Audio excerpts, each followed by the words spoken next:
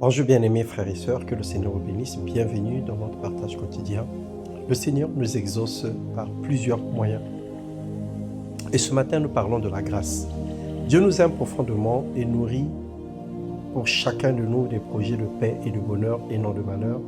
Dans son immense bonté, il fait grâce à qui il veut. Dans Luc, le chapitre 1, le verset 25, « C'est la grâce que le Seigneur m'a faite quand il a jeté les yeux sur moi pour ôter mon opprobre parmi les hommes. » La grâce est une faveur divine imméritée. Elle ne s'achète pas, elle ne se mérite pas, mais elle se reçoit avec reconnaissance et humilité. Le Seigneur nous exauce avant tout par grâce. En raison de son amour pour nous, bien souvent, il nous bénit malgré des prières imparfaites, précipitées ou mal formulées.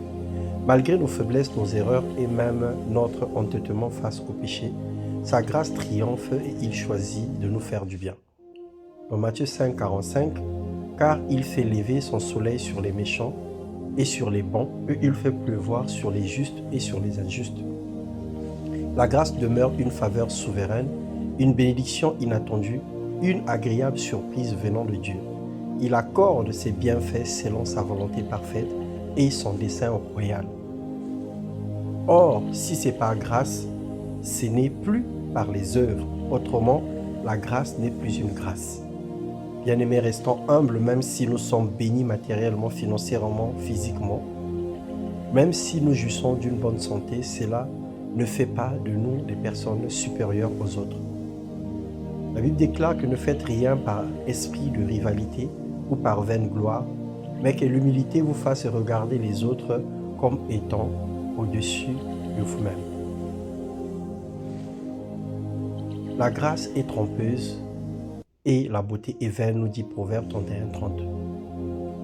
Discipline, persévérance et fidélité sont nécessaires pour obtenir la couronne de la vie éternelle. Apocalypse 2:10, « Sois fidèle jusqu'à la mort et je te donnerai la couronne de vie. » La vie éternelle a une valeur infiniment supérieure à celle de cette terre. Toutefois, dans son amour, Dieu désire aussi notre bien-être ici-bas. Il souhaite que nous puissions prospérer à tous égards en ayant une parfaite santé comme prospère l'état de nos âmes.